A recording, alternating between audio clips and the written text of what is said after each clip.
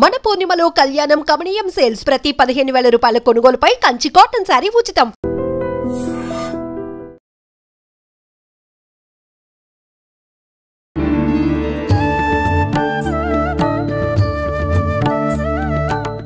నమస్కారం, welcome to I dream. ధర్మ మార్గం కార్యక్రమానికి స్వాగతం. నేను మీ విజిత. ప్రస్తుతం మనతో పాటు ఉన్నారు శ్రీ విద్యా ఉపాసకులు. గత కొన్ని సంవత్సరాలుగా ఎంతో మందికి ఉపాసన శిక్షణ ఇచ్చిన వారు శ్రీ శ్రీ శ్రీ గురు కరుణామయ్య గారు. ఇప్పుడు గురుగారితో మాట్లాడి మరిన్ని విషయాలు తెలుసుకుందాం. నమస్కారం గురుగారు. శ్రీమాత్రే నమః. గురుగారు, చాలా మంది పూజల విషయానికి వచ్చేసరికి ఇంట్లో నిత్యం దీపారాధన చేస్తుంటారు, ఆలయానికి వెళ్ళడానికి వీలు పడదు. అలాంటి వాళ్ళు శివుడికి అభిషేకం చేయాలన్నా లేదా ఇంకా వేరే దేవుళ్ళకి ఎవరికైనా అభిషేకాలు ఇలాంటివి చేయాలన్నా విగ్రహం ఉండాల్సిందే అని విగ్రహాలు తెచ్చి ఇంట్లో పెట్టుకుంటారు. ఎవరో ఒకరు చూసి అలా విగ్రహాలు ఇంట్లో పెట్టడం తప్పు, అసలు నువ్వు పూజలు చేయడం కాదు కదా, పెద్ద దోషము, ఏదో ఒక చిన్న బీజం నాటిపోతారు వాళ్ళకి. దానికి టెన్షన్ పడిపోతుంటారు, నిజంగా విగ్రహం పెట్టుకోవద్దేమో, ఇలా రకరకాల సందేహాలు ఉంటాయి. ముఖ్యంగా శివలింగం ఇంట్లో పెట్టుకోకూడదని అంటారు. మరి శివయ్యకు అభిషేకం చేసుకోవాలంటే ఆలయానికి వెళ్ళడం కుదరదు కాబట్టి ఇంట్లో ఉండాల్సిందే కదా అని ఆలోచించే వాళ్ళు కూడా ఉంటారు. పెట్టొచ్చు అంటారా గురుగారు ఇంట్లో శివలింగం? ఎవరి నమ్మకం మీద ఆధారపడింది. ఇప్పుడు నేను పెట్టచ్చని చెప్పినా వాళ్ళు చూసేవాళ్ళు ఆహా గురు కరుణామయ్య పెట్టచ్చని వాళ్ళు పెడుతుంటే మళ్ళీ ఇంకో వీడియోలో అన్న పెట్టకూడదు చచ్చిపోతారు అంటే తీసి పారేస్తారు, ఏ చెట్టు కింద పడేస్తారు. ఈ మనోధైర్యం ఉండాలి. లేకపోతే ప్రతి ఒక్కరు ఊపిస్తారు. నన్ను నమ్మకండి, వాళ్ళని నమ్మద్దు. మీ గట్ ఫీలింగ్, ఆ శివలింగం లేకుండా నేను ఉండలేను అన్న స్థిరమైన అభిప్రాయం రాండి, ఏమైనా పర్వాలేదు అని. ఆ భక్త కన్నప్పలాగా ఆయన నోట్లో నీళ్లు పోసుకుని పుక్కిలించి ఉమ్మేడండి శివలింగం మీద. అప్పుడు ఆయన భావన ఏంటి? నాకు పాపం వస్తుందా? కాలు తీసి పెట్టుకున్నాడు మార్క్ కింద. ఎక్కడా భావం లేదు. నా శివయ్య కంట్లో రక్తం కారుతోంది, నా శివయ్య పూజపట్టున్నాడు. ఈ భావంతో చేస్తే నువ్వు ఇంత విగ్రహం పెట్టుకున్నా శివలింగం పెట్టుకున్నా, ఆ గుబ్బాలమ్మ అని ఇంత రాయి తీసి పెట్టుకున్నా, ఏ రూపంలో పెట్టుకున్నా నిన్ను రక్షించేవాడే భగవంతుడు. సో నాకు వాళ్ళు చెప్పారు వీళ్ళు చెప్పారు వాళ్ళని బ్లేమ్ చేయడం తప్పు, మనదే తప్పు. ఎందుకు వినాలి? నాకు శివలింగాన్ని పెట్టుకోవాలంటే నీకు ఎందుకు అనుమానం వస్తుంది? శివుడు శ్మశానవాసి. ఆ శ్మశానం నా ఊరు చివరో, ఇప్పుడు ఊరు మధ్యలోనే ఉంటున్నాయి శ్మశానాలు, అప్పుడు ఊరు చివర ఉండేవి. ఊరి మధ్యలోనూ ఉన్న శ్మశానం కాదు ఆ శ్మశానం, ఇది శ్మశానం. దేహంలో ఇది మేరా అంటారు, అందుకే విభూతి పెట్టుకుంటాం. అంటే ఏమిటి? ఎప్పుడైనా ఇలా అయిపోవాల్సిందే నేను, ఎవరైనా సరే. అది నాకు గుర్తు తెస్తున్నాడు, వీడే శివుడు. భూత భవిష్యత్ వర్తమాన కాల రూపంలో ఉన్న త్రినేత్రుడే శివుడు. ఎక్కడున్నాడు శివుడు అంటే? శ్మశానం అంటే ఇది కాదు, అది కాదు, ఇది. అది అర్థం చేసుకుంటే నాకు భయం ఉండదు. చెప్పేవాడు శ్మశానంలో ఉన్నాడు, కోపంతో గంతులు వేస్తూ ఉన్నాడు, మనకి భయం శివుడు అంటే. పోనీ మీరు చెప్పారు ఆలయానికి వెళ్తున్నారని, అక్కడ కూడా వెళ్ళకపోతే ఆయనకైనా కోపం వస్తుందని వెళ్ళి వాళ్ళు చాలా మంది ఉంటారు. వెళ్ళాక ఆ ప్రసాదాన్ని మళ్ళీ ఇంటికి తీసుకురాకొద్దా? నిజమైన గురుగారు అంటూ చెప్తున్నాను. ఆకోరట్టా అన్నాను కానీ ఆకోరు అనలేదు. ఆ పువ్వు తెల్ల పువ్వు ఏదో ఇస్తారు, ఇస్తే మరి ఇంటికి తీసుకురాకూడదు అనుకుంటున్నారు మనం. ఇంటికి తీసుకొస్తే అశుభం, శ్మశానం. అది తీసుకెళ్లి నందీశ్వరుని పెడతాడు. అంటే వాళ్ళు పోయినా పర్లేదు, సాడిస్టిక్ ఫీలింగ్ కదా, లాజికల్ గా నువ్వు ఏం చేయాలి? తీసుకెళ్ళి బయట పడేయాలి. నంది మీద పెడితే ఆయన ఇవ్వాలి పాపం. అది ఏం చేయదంటే ఇంటికి పట్టుకెళ్ళి మరి ఎటు చూసినా నువ్వు మనం చేసేది ఎక్కడో ఫాల్ట్ ఉంది. అంచేత ఇక్కడ ప్రాబ్లం ఏంటంటే ఇంట్లో చేసుకుంటున్నానా, వీధిలో చేసుకుంటున్నానా, ఆన్లైన్లో చేసుకుంటున్నా, అది కాదు ప్రాబ్లం. శివుడు అంటే నాకున్న కాన్సెప్చువల్ ప్రాబ్లం, ఇది మా మూలం. దీనికి ఎవరూ కర్తలు కాదు, మనమే కర్త. శివుడు శ్మశానవాసి. శివలింగము అనేది తాంత్రికంగా వేరే అర్థాలు ఉంటాయి, కొన్ని చోట్ల కొన్ని చెప్తారు. అంటే ఆడవాళ్ళు శివలింగాన్ని ముట్టుకోకూడదు, అది పరపురుషోత్త సమానం, అలా ఇస్తారు నిర్వచనాలు. దాని గురించి మనం వెళ్ళకూడదు, తిట్టేస్తారు. అందుకని అలా చెప్పి శివలింగాన్ని ముట్టుకోకూడదు అంటారు. అసలు ఇంకొంతమంది శివలింగానికి అభిషేకం చేయకూడదు, రుద్రం చదవకూడదు, ఆడవాళ్ళు ఏం చేయకూడదు. ఇదేదీ కాదు. ఒకవేళ నిజంగా అదే నిజమైన ఏదైతే అవుతుంది. నేను ఆ శివయ్యకి అభిషేకం చేయకుండా ఉండలేను అని చిన్న శివలింగం తెచ్చుకోను. యాక్చువల్గా చెప్పాలంటే శివలింగంలో పానబట్టం ఉంటుంది. అవును గురుగారు. ఇక్కడ శివుడు ఇదేమో ఫీమేల్ అమ్మవారు, ఇదేమో అయ్యవారు. దాంపత్యాన్ని అభివృద్ధి చెందించేదే శివలింగం. శ్మశానం అనుకుని మానేస్తున్నారు మన వాళ్ళు. రెండు కలిసి ఉంటాయి. ఇక్కడ అమ్మవారు ఉంటారు, అక్కడ అయ్యవారు ఉంటారు. ఇద్దరికి ఒకేసారి అభిషేకం చేసే అదృష్టం శివలింగంలో ఉందర్రా బాబు. ఎందుకు వదులుకుంటారు గురుగారు? నిజంగా ఎంత అర్థం ఉంది దీంట్లో, ఎంత మూర్ఖంగా ఆలోచిస్తున్నారు. అది మూర్ఖత్వం అనలేదు, అది కూడా ఎందుకు అనుకోవాలి. వాళ్ళకి పాపం ఎక్కడో చదువుతారండి, ఏదో చేస్తారు, బలహీనంగా కొట్టుకుంటూ ఉంటారు, వీళ్ళే తప్పులు చేస్తారు. ఇప్పుడు నాకు వచ్చి ఎవరైనా సరే నువ్వు ఇలా బాహాటంగా మంత్రాలు చదివిస్తున్నావు చాలా పాపం అంటే, ఆహా అలాగా, మీ స్కూల్ ఆఫ్ థాట్ అది నా స్కూల్ ఆఫ్ థాట్, నా గురువు ఇలా చెప్పారు, పర్లేదు 70 ఏళ్ళు బతికేనా, ఇంకెన్నాళ్ళు పోతాం బతుకుతాం, గుండు వికలాన్ని బతికాం, బ్రహ్మాండమైన లైఫ్ ఉంది. Why should I fear? ఆ ఆత్మస్థైర్యం లేకపోవడమే లోపం. అంచేత అదొకటి. ఈ శివలింగాన్ని తెచ్చుకున్నాక సింప్లెస్ట్ పూజ శివలింగాన్ని చేయొచ్చు.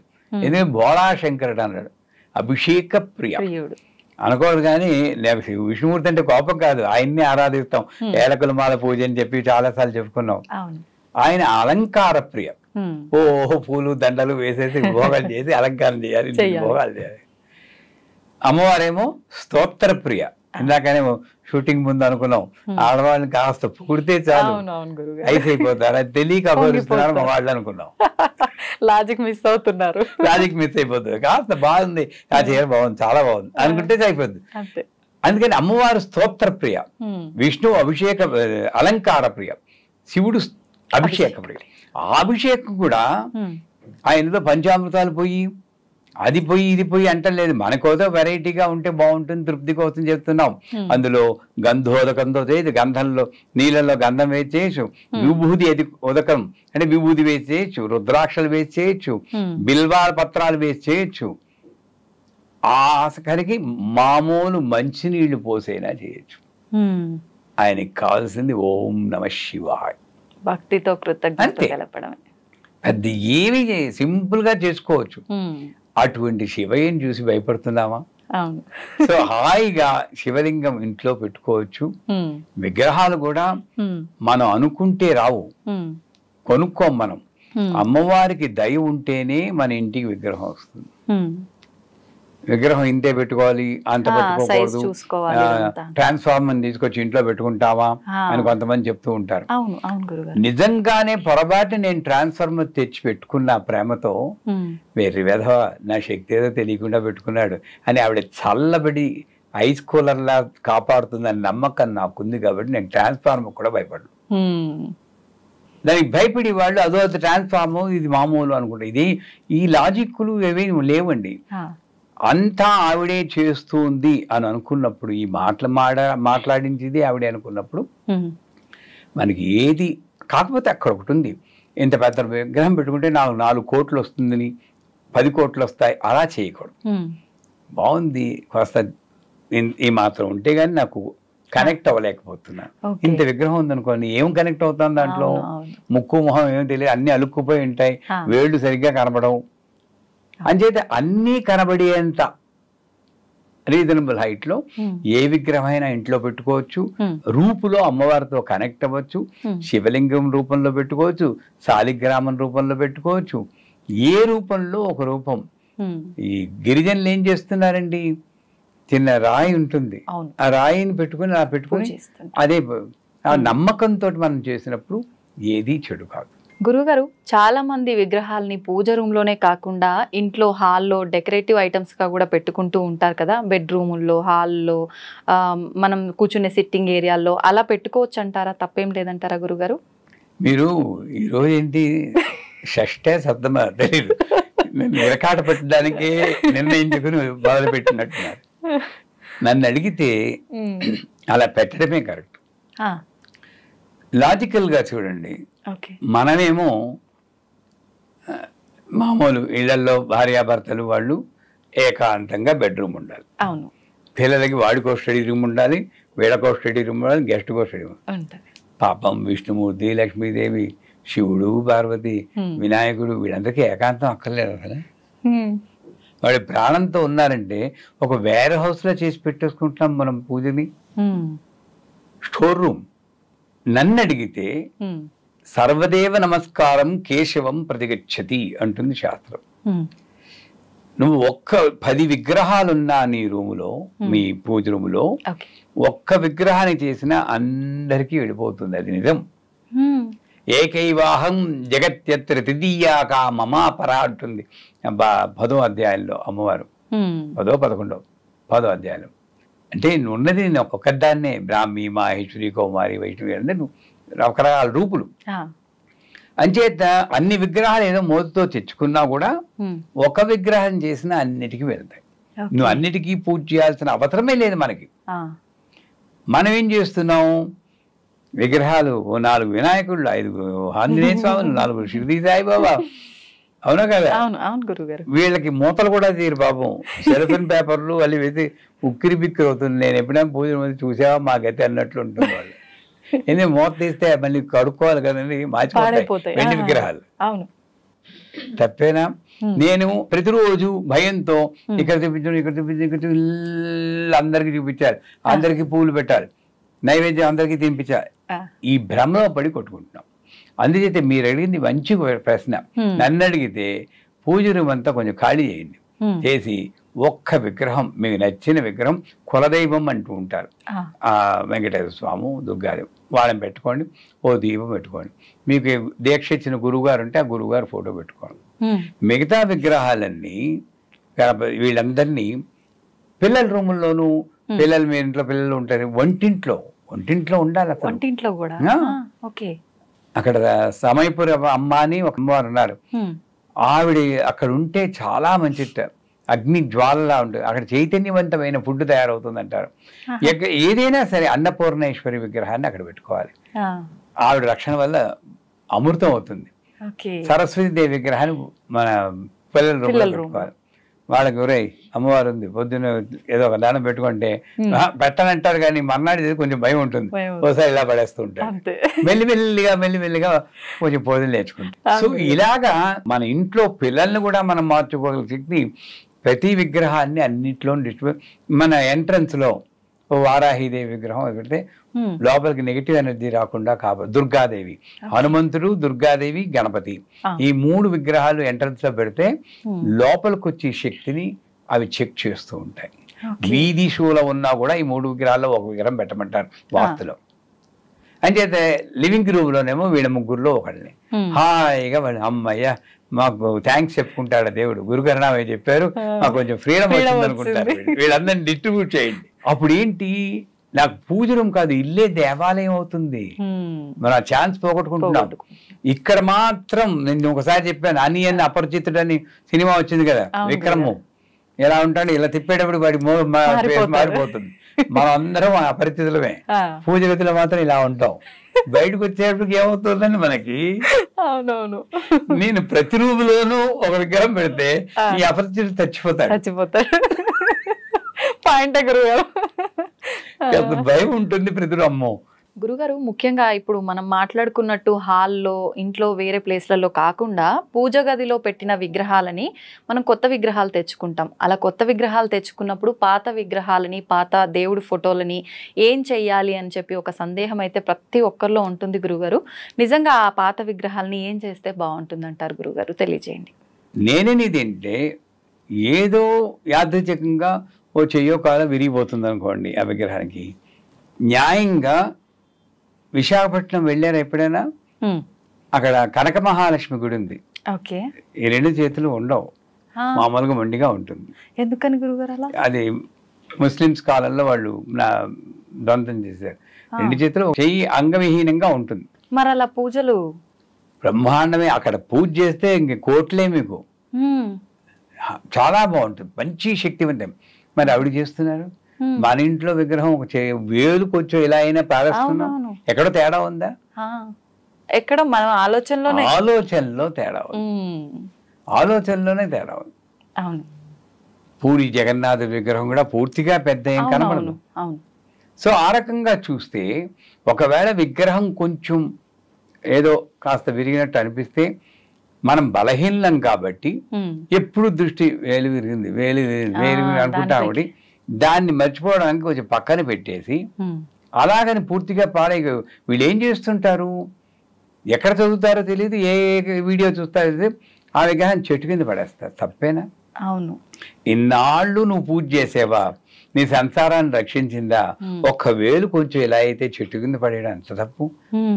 బోరు మండు ఆ దేవుడు, రేయ్ నిన్ను రక్షించింది నేనేం రా, నన్ను బయటపడేసావు రోయ్ అని వేడవుడు. మరి అలా ప్రతి ఒక్కటి కూడా మనం పాడేయకుండా పక్కన పెడుతూ ఉంటే ఒక స్టోర్ రూమ్ లాగా అన్ని నిండిపోయి ఉంటాయి కదా గురుగారు. తెచ్చుకోవద్దంటాను నేను, ఒక్క విగ్రహం చాలు.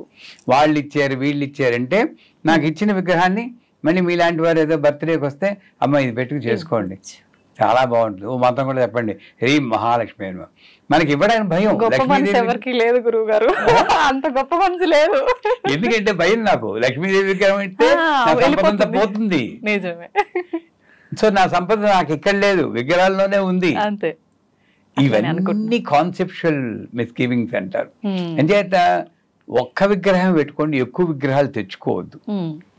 ఆ ఒక్క విగ్రహం కూడా కర్మగాలు ఏదైనా చిన్న భంగం అయితే పక్కనే పెట్టండి. ఆ విగ్రహానికి మీరు పట్టించుకోకలేదు, కొత్త విగ్రహాన్ని పెట్టండి. అంతేగాని బయట పారేయద్దు. ఆవిడ ఇంట్లో ప్రధాన దేవత, ఇంటికి అధిష్టాన దేవత, ఇంటి యజమాని. యజమాని ఎలా తరుగుతామమ్మా? చెట్ల కింద విగ్రహాలు, ఫోటోలు అన్ని పడేస్తూ ఉంటారు. చాలా భయంకరమైన పాపం అది నన్ను అడిగితే. ఎవడు ఇన్నాళ్ళు రక్షించాడో వాడిని కారుణ్యం లేకుండా పడేస్తాడు. అంచేత విగ్రహాలు, కొత్త విగ్రహాలు అసలు తేవడమే తప్పు. కొత్త విగ్రహాలు ఎందుకు తెస్తున్నారు? ఇది బాధపడిపోయింది అని కాదు. కొత్త విగ్రహాలు ఎందుకు తెస్తున్నారు అది రీజన్. లేదు ఇది విరిగిపోయింది, ఓకే, వ్యాలిడ్ రీజన్. అప్పుడు ఆ విగ్రహాన్ని అక్కడే పెట్టి కొత్త విగ్రహాన్ని ఇక్కడ పెట్టుకోండి. మళ్ళీ దానికి పువ్వు పెట్టాల్సిన పని లేదు. మీకు అంతకీ మైండ్ ఇదైతే పూరిలో 12 ఏళ్లకోసారి ఆ శక్తిని తీసి ఇంకో విగ్రహంలో పెట్టేస్తారు. మీకు తెలుసా? విన్నాను గురుగారు. ఈ పాత విగ్రహాన్ని తీసి శ్మశానాన్ని తీసుకెళ్ళిపోతారు. అక్కడ భగవంతుడికి శ్మశానం ఉంది, అక్కడ పెట్టేస్తారు. ఈ విగ్రహం ఇంకా దీంట్లో శక్తి లేదు. పోనీ అదేదైనా మీకు తెలుసుకుని ఈ పాత విగ్రహం ఉన్నది మయా ఆవాహితేభ్యో సర్వదేభ్య దేవతాభ్యం అని చెప్పి ఇలా చూపించి దీంట్లో ప్రవేశించుగాక అని చెప్పి మైండ్ దాంట్లో సెట్ అయిపోయి ఇంకా అది మామూలు అలాగనే చేసుకో, ఏదో చేయండి. కానీ విగ్రహాన్ని మాత్రం, పాత విగ్రహాన్ని బయట పారేయకూడదు. గురుగారు, మనం చేసే పనుల వల్ల మనకు పాపపు కర్మలు, రకరకాల కర్మలు వస్తుంటాయి అంటారు. మరి ఆ కర్మల నుంచి మనం బయటపడాలి అంటే ఖచ్చితంగా ఆధ్యాత్మిక మార్గంలో నడవాలని, ఎక్కువగా భగవత్ ఆరాధనలో ఉండాలని చెప్తుంటారు కదా. ముఖ్యంగా మనం చేసే పూజలకి ఫలితం రావాలన్నా కూడా ప్రత్యేకమైన తిథులు, పర్వదినాల్లో చేసే పూజలకి ఎక్కువగా ఫలితం వస్తుంది అని చెప్తుంటారు కదా. అలా చూసుకుంటే శ్రావణ మాసం, ఈ మాసం అంతా కూడా మనకి ఎంతో ముఖ్యమైన పండుగలు, పర్వదినాలు, ప్రతి ఒక్క వారం, ప్రతి ఒక్క తిథి కూడా ఎంతో ముఖ్యమైన తిథిగానే చెప్పుకుంటాం. మరి ఈ మాసాన్ని మనం ఏ రకంగా ఉపయోగించుకోవచ్చు అంటారు? ఎటువంటి పూజా విధానం ఆచరించవచ్చు అంటారు గురుగారు? తెలియజేయండి. బాగా ఆకలేసిన వాడికి పంచభక్ష పరమాన్నాలు పెడితే ఎలా ఉంటుందో, ఆషాఢంలో కొట్టుకుని వాడికి శ్రావణం వస్తే ఎలా ఉంటుంది. ఆషాఢం శూన్యమాసం, ఏ పండగ ఉండదు. రిలేషన్షిప్ కూడా డిస్టర్బ్ అవుతుందని అత్తగారు కొత్త కోడలు కూడా ఒక గడపలు దాటకూడదు అంటారు. అంటే ఏమిటి ఇది ఎంతను? ఆ టైంలో నేచర్ నుండి వచ్చే శక్తి ఆల్మోస్ట్ నల్. మనకి నేచర్ లేకపోతే మనం బతకలేం. నువ్వు భగవంతుని మనం నమ్మినా నమ్మకపోయినా ప్రకృతి రూపంలో ఉన్నటువంటి అంతరా వ్యాపించిన శక్తే భగవంతుడు. దానికి మన కన్వీనియన్స్ కోసం ఒక రూపం కలిగించి పూజ చేస్తున్నా, అది మన ఇష్టం. ఆ శక్తి నాకు కొన్ని రోజుల్లో, కొన్ని పంచమి, దశమి, ఏకాదశి, చతుర్దశి, పౌర్ణమి, ఈ రోజుల్లో చాలా తీవ్రంగా మనకి బాగా హెల్ప్ చేస్తూ ఉంటుంది. అలాగే ఆషాఢ మాసం అనేది శూన్యమాసం అంటారు. ఆ మాసం పూర్తిగా ఈ నేచర్, ప్రకృతి నుండి వచ్చే శక్తి కొంచెం మినిమల్లో ఉంటుంది. దాని తర్వాత శ్రావణం అంటారు. మీరు శ్రావణం అన్న పదం కొంచెం చూసి శ్రవణంలో వచ్చింది శ్రావణం. నారద భక్తి సూత్రాల్లో శ్రవణం, కీర్తనం, వందనం, మధ్యనం వస్తారు. 9 నవవిధ భక్తి మార్గాలు ఉన్నాయి. వినికిడి ఫస్ట్. అంటే అప్పుడే మొదలవుతుంది ఈ సంవత్సరంలో ఆధ్యాత్మిక క్యాలెండర్ లో మొట్టమొదటి పూజలన్నీ అప్పుడు మొదలవుతాయి. తొలకరి జల్లు అప్పుడే పడుతుంది, అవును గురుగారు, పంటలు అప్పుడే పండుతాయి. శ్రావణం ఎవరిది? విష్ణుమూర్తి యొక్క నక్షత్రం. అందుకే ఈ మాసంలో విష్ణుమూర్తి లక్ష్మీదేవి యొక్క పూజలు చేసుకుంటే చాలా మంచిది అంటారు. ధన్యవాదాలు గురుగారు. నిజంగా చాలా మంచి విషయాలు ఎంతో అర్థవంతంగా మా అందరికీ అర్థమయ్యి మేమందరం విని పాటించే విధంగా చెప్పారు. గురుగారు, సాధారణంగా ఆలయంలోకి వెళ్ళేటప్పుడు కొన్ని నియమాలు మన పెద్దవాళ్ళ ద్వారా తెలుసుకొని పాటిస్తాము, కొన్ని తెలియకపోయినా వాళ్ళు ఆచరిస్తుంటే చూసి ఆచరిస్తూ ఉంటాం. అందులో భాగంగా తీసుకుంటే ఆలయంలోకి ఎంటర్ అయ్యే ముందే ఖచ్చితంగా ప్రధాన ద్వారం దగ్గర గడపని కానీ పైన కానీ తాగి నమస్కరించుకున్న తర్వాతే లోపలికి వెళ్ళటం చాలా సందర్భాల్లో చూస్తూనే ఉంటాం. అంటే ఏదైనా చెప్పారు, ఏదైనా ఆచరిస్తున్నాము అంటే దాని వెనకాల ఏదో ఒక రీజన్ ఉంటుంది కదా, దీని వెనకాల కూడా ఏదైనా ఆంతర్యం ఉంటే వివరించండి. డెఫినెట్గా అమ్మా. ప్రతిదీ కూడా దేవాలయంకి వెళితే కొన్ని లాభాలు జరుగుతాయి అనేటటువంటి విషయం చాలామంది సామాన్య భక్తులకు తెలియదు. ఏదో మామూలుగా మనశ్శాంతి కోసం వెళ్తున్నాం వస్తున్నాం అనుకుంటారు. ఆ దేవాలయం కట్టడి ఎలా కడతారంటే పిరమిడ్ టైప్లో కడతాం. దాన్ని ఒక టూంబ్ లాగా ఇలాగ ఒక షేప్ని మనం గమనించినట్లయితే రీసౌండ్ రాకుండా ఉండడం కోసం కడతాం. ఆ తర్వాత ఈ గడప మెయిన్గా నువ్వు అడిగావు, ఆ గడప క్రింద కొన్ని యంత్రాలు పెడతాం మనం. గడప క్రింద కూడా గడప క్రింద. ఆ తర్వాత ఈ యొక్క దేవాలయము పైన పిల్లర్స్ కడతాం కొన్ని చోట్ల, అందుకే పైన ముట్టుకుంటారు. ఇప్పుడు కంచి టెంపుల్లో వెండి బల్లి బంగారు బల్లిలు ఉన్నాయి. అక్కడ ఎందుకు పెడతాము అంటే దానికి ఎలక్ట్రోమాగ్నెటిక్ ఫోర్స్, ఎలక్ట్రోమాగ్నెటిక్ వేవ్స్ ఉంటాయి. దానికి చిన్న రాగివి, తర్వాత పగడము, ముత్యము, ఇలా ఎక్కడైతే శంకుస్థాపనం చేస్తామో అలా ఆగమ శాస్త్ర ప్రకారం కొన్ని చోట్ల మనము యంత్ర ప్రతిష్టలు అనేవి చేస్తాం. అందువలన అక్కడ దేవాలయము విగ్రహం దగ్గర కూడా మనం క్రింద పెడతాం దాని ముందు. అదే శ్రీచక్ర ప్రతిష్ఠ అని అంటున్నాము. కొన్ని చోట్ల శ్రీచక్ర లాగా, మేరు ప్రస్థానం లాగా ఇవన్నీ యంత్ర ప్రతిష్టలు చేస్తారు రాగి రేకులతో. మెయిన్గా కాపర్ అనేటటువంటిది గుడ్ కండక్టర్ ఆఫ్ హీట్ కాబట్టి, గుడ్ కండక్టర్ ఆఫ్ ఎలక్ట్రిసిటీ కాబట్టి ఏమవుతాయంటే పిడుగులు పడతాయి మనకి వర్షాలు పడుతున్నప్పుడు. అర్జున ఫాల్గుణ అంటాం. అంటే ఆ అర్జునుడు ఆ పిడుగు నుంచి వచ్చినటువంటి ఎనర్జీ ఆ రాగి రేకుల మీద పడుతుంది. దాన్నే ఇప్పుడు కాలంలో రైస్ పుల్లింగ్ లక్షల కోట్లు, మళ్ళీ 1 కోటి 2 కోట్లు కాదు, లక్షల కోట్లు వస్తుందనండి. ఈ రాగి చెంబులు కింద పడితే అందులో పిడిగి వెళ్ళిందని చెప్పి పెద్ద మాఫియా జరుగుతోంది. సో అది పక్కన పడేస్తే ఇక్కడ మన టెంపుల్స్లో మ్యాగ్నెట్లోకి ఈ యొక్క పిడుగు వెళ్ళి మ్యాగ్నెటిక్ ఫోర్స్, ఎలక్ట్రోమాగ్నెటిక్ వేవ్స్ తయారవుతాయి అన్నది మాత్రం సత్యం. ఇప్పుడు ఏమవుతాయంటే మనం టెంపుల్కి వెళ్ళినప్పుడు షర్టులు లేకుండా వెళ్ళాలా, కర్ణాటకలో అంతే, పంచ కట్టాలి. అంటే అక్కడ ఏంటి, పలుచని వస్త్రాలు ధరించాలి. అది అక్కడ. దానివల్ల ఏమిటి అని అంటే లోపలికి వెళ్ళినప్పుడు ఈ ఎలక్ట్రోమాగ్నెటిక్ వేవ్స్ ఆ విగ్రహం చుట్టూ ప్రదక్షిణలు చేస్తున్నప్పుడు కానీ, ఈ గడపను ముట్టుకున్నప్పుడు కానీ, లేదా మనం గడప పైన ముట్టుకున్నప్పుడు కానీ, దర్వాజాలు తలుపులకి మనం దేవుడికి ఇలా ముట్టుకుంటున్నప్పుడు కానీ బై టచ్ మనకి ఎలక్ట్రోమాగ్నెటిక్ వేవ్స్ లోపలికి వెళ్తాయి. అందువలన మనము అంతేకాకుండా ఆధ్యాత్మికంగా గడప అనేటటువంటిది మహాలక్ష్మి స్వరూపం. అది ఏ టెంపుల్లో ఏ గడప అయినా మహాలక్ష్మియే. కాబట్టి ఆ గడపని చాలా మంది తెలియక తొక్కుతారు. పెద్ద వెడల్పుగా ఉన్న గడపలు ఉంటాయి మనం తమిళనాడులో, అక్కడ దాటలేక జంపింగ్ చేస్తే కాళ్ళు విరుగుతాయి. కాబట్టి తప్పనిసరి పరిస్థితులు అట్లాంటి చోట ఈ రేకులు పెట్టరు. యంత్ర ప్రతిష్టలు జరిగేది తెలిసిపోతాయి అన్నమాట. సో అట్లాంటి చోట మనము మామూలుగా నడుచుకొని వెళ్ళొచ్చు. సో ఈ విధంగా మనకి పైన కూడా ఎందువలన మనము గుడిలోకి వెళ్ళినప్పుడు ఈ యొక్క విగ్రహం క్రింద పెట్టినటువంటి ఈ రేకుల వల్ల నుంచి వచ్చినటువంటిది ఆ విగ్రహానికి వెళ్తుంది, ఇండ్యూస్ అవుతుంది.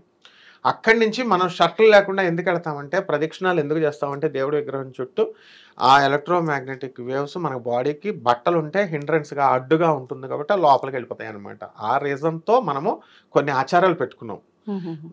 మనం పైన మగవాళ్ళు షర్ట్లు లేకుండా ఉండడము, తర్వాత రెండవది ఈ గడపకి ఇలా పెట్టుకోవడము, మూడవది సున్నితమైనటువంటి పువ్వుల్ని మనకి ముట్టుకున్నప్పుడు ఆ పువ్వుల నుంచి ఇండ్యూస్ అయిపోతాయి మనకి ఎలక్ట్రోమాగ్నెటిక్ వేవ్స్.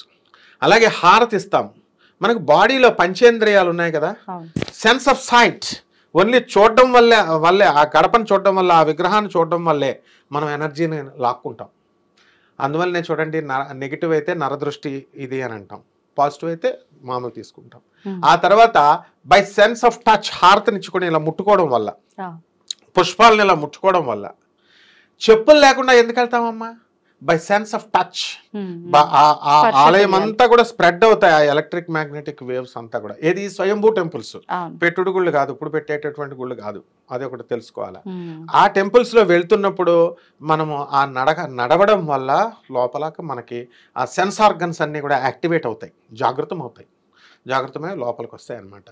ఈ విధంగా మనము ఆ యొక్క పెర్ఫ్యూమ్స్ అక్కడ చూడండి, గహనగాపురం దత్తాత్రేయ స్వామి గుడికి మనం వెళ్తే అష్టగంధం అసలు ఎక్కడ దొరకదనమాట. అది అష్టగంధం అనేది కాశీలో దొరుకుతాయి. మార్వాడీల ఇళ్లలో నేను చిన్నప్పుడు చూసేవాడిని, అబ్బా ఎంత మంచి స్మెల్ వస్తుంది అగరబత్తి. ఇప్పుడు ఇస్కాన్లో దొరుకుతున్నాయి. నా చిన్నప్పుడు ఇస్కాన్లో దొరుకుతున్నాయి, ఇప్పుడు ఎక్కడ పడితే అక్కడ దొరుకుతున్నాయి.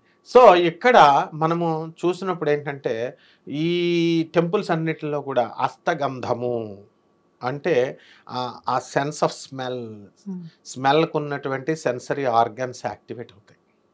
ఈ విధంగా ఈ ఉండడం వల్లే మనం గడపకి దండాలు ఈ ముట్టుకుంటూ మనం పెట్టడం, పైన ముట్టుకోవడం. ఆ తర్వాత ఆ దేవాలయము 4 వాల్స్ దగ్గరికి వచ్చేసరికి సైడ్ వాల్స్ను ముట్టుకోవడము, బ్యాక్ వాల్ను ముట్టుకోవడము, ఇలాంటివన్నీ చేస్తూ ఉంటాం. ఇప్పుడు మీరు ఇందాక అన్నారు స్వయంభూ ఆలయాల్లో మాత్రమే అని. ఈ మధ్య కాలంలో నేను ఒక విషయం విన్నా స్వయంభూ ఆలయాల గురించి. ఎక్కువగా మనం వరుసగా స్వయంభూగా వెలిసిన ఆలయాల దర్శనం చేసుకుంటున్నప్పుడు ఆ ఆరాని మనం గనక తట్టుకునే స్థితిలో లేకపోతే అది మనకు కొంచెం ఇబ్బందికర పరిస్థితిలోకి తీసుకెళ్తుంది అని చెప్పి, ఇది వాస్తవం అంటారా గురుజీ? అవాస్తవం. బాడీకి అప్పటికప్పుడు ఇమీడియట్ రెస్పాండ్ అయ్యేటటువంటి స్టిములాయ్ ఈ బాడీలో ఉంటుంది.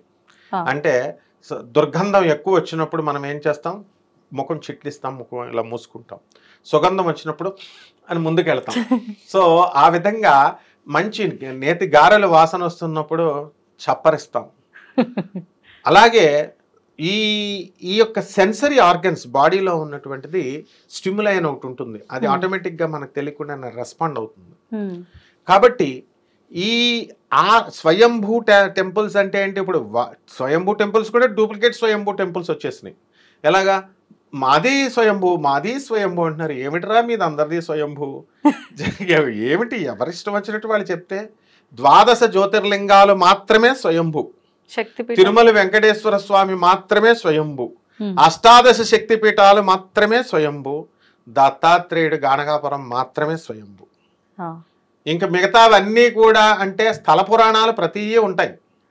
ఎక్కడికక్కడ కోరుకొండ, మాకు రాజమండ్రిలో కోరుకొండ నరసింహస్వామి అని అంటాం, స్థల పురాణాలు ఉంటాయి. బట్ కలియుగ భవిష్యత్తు పురాణాల్లో, భాగవతాల్లో, ఇప్పుడు మనకు ద్వారకా మధుర శ్రీకృష్ణుడు ఉన్నాడు, మరి ద్వారకాధీష్ కృష్ణుడు ఉన్నాడు, మా రాధమ్మ తల్లి బరసానాలో మరి పుట్టి పెరిగింది, అందువలన బృందావనం, ఇవి స్వయంభూలు అంటారు.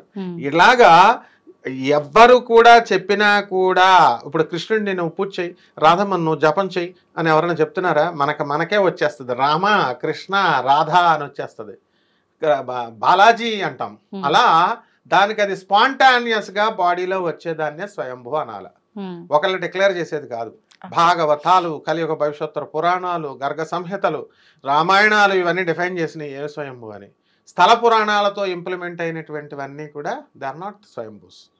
ఫర్ ఎగ్జాంపుల్, ఇప్పుడు ఎందువలన అలాగా స్వయంభూ చిన్న స్వయంభూస్ వచ్చినాయి అంటే, ఇప్పుడు రామేశ్వర స్వామి ఉన్నాడు, రామలింగేశ్వర స్వామి. రామేశ్వరంలో శ్రీరామచంద్రుడు ప్రతిష్ఠ చేశాడు అంటారు.